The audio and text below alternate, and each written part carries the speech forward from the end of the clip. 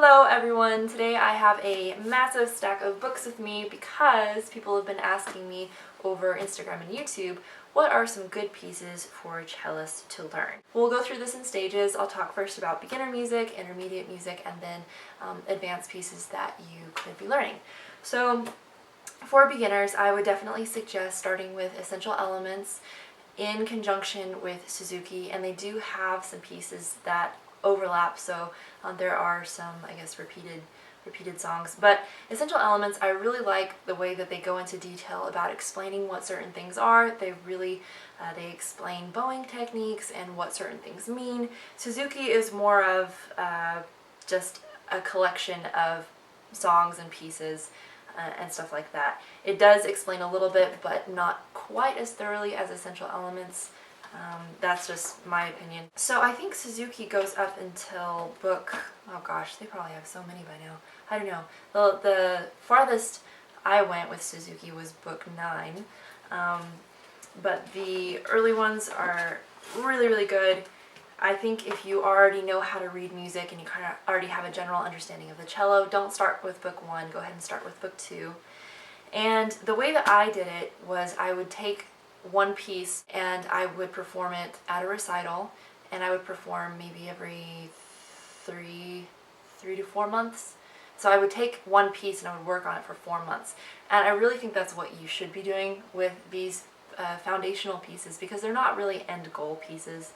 They're more of technique building exercises almost. And so that might be a good idea for you if you want to get a group of family and friends together and maybe even hire a pianist, piano accompanist, because they do have piano parts to go along with these pieces, and that way it really fills it out and it sounds nice, and it could be a really fun experience for your friends and your family to kind of get to hear you play a little recital. And it sets really good goals for yourself in your own practicing. And that also makes sure that you don't just rush through all of the Suzuki books at once.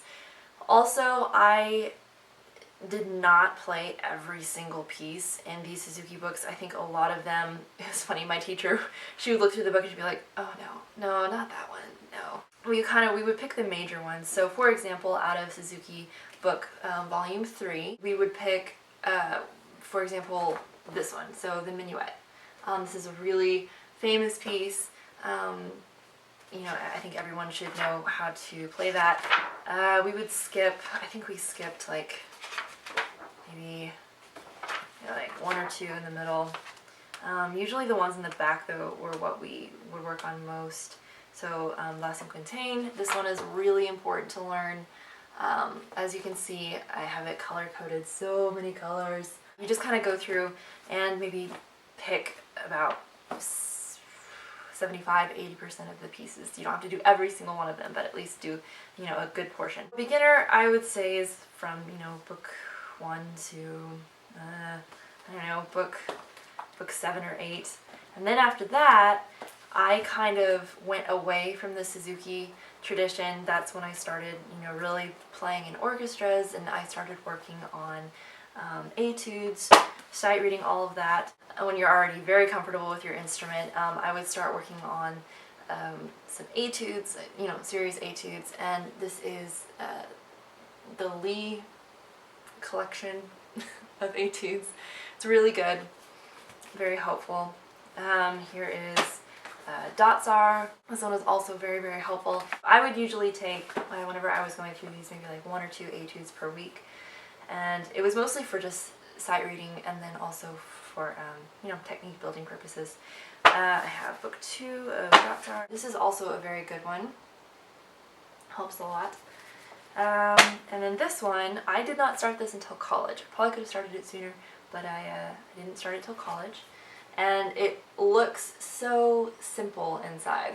Like, just really basic, like, what am I doing with this? But it's all about bow control and tone quality and evenness. It's mostly just a book that helps you just gain control over your technique.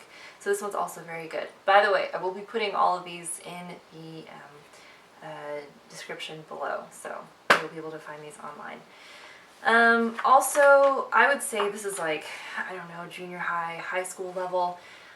So later end of beginner. This is a cellist's favorite contest album. They have the piano parts along with it, so that's nice.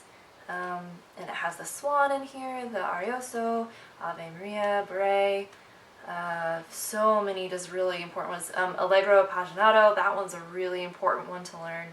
And yeah, I like it because it has the cello sheet music, and then it also has all of the piano parts to it. So this is great if you're in school and you want a collection of pieces to play for contest, so you know, UIL, solo and ensemble, all of that. So as you depart from beginner level and you want to go into, I guess, intermediate, you know, you'll get into Song Without Words by Mendelssohn, Frescobaldi's Toccata for cello and piano, you know, just some good solid pieces. Kind of when you start learning, you know, the easier concertos, so for example, Saint-Saëns cello concerto. And then past that is what I would definitely consider advanced. So, you know, you're learning your major concertos, so Schumann, Elgar, Dvorak, all of that. That's, you know, grad school, you know, basically professional. And then, you know, yeah, your professional career, you are ready to embark on a grand journey. Aside from that, I would definitely recommend, you know, finding songs that you enjoy for fun. And so a lot of this, you know, it should be fun and it should be exciting, but it's very focused and it requires a lot of just, you know, serious concentration, working on technique, just analyzing every single note and every measure. But I think it's important to take time for yourself. So if there's a song that you like and that you really want to play that, you know, you hear on the radio, you know, find some chord charts, figure it out by ear, maybe pay a couple dollars to buy the actual written out sheet music, which is also a really, really great way to practice sight reading every day. And that way, you know, you keep it fresh, it's still relevant and fun, and it's more fun to show other people because they can recognize a song, so it kind of helps keep everything fresh. That's just my opinion. Some teachers might disagree, but I think it's important to incorporate that into your music process. So those are my suggestions. This not only goes for cello, but it also goes for violin and viola. Slightly different pieces, but again, the Suzuki collection is very, very helpful. Essential Elements is fantastic for very brand new beginners. So if you have any pieces that you like to play and that you've heard about and that you would really maybe perhaps like to learn, then leave those in the comment section below. If you have any questions, also comment section. Give this video a thumbs up if it helped, share it with other people if it might help them. Subscribe to my channel for weekly updates. I also release music videos as well as weekly music tutorials. And yeah, I hope that this video helped. As always, love what you do, practice well, and share it with others, and I will see you next week.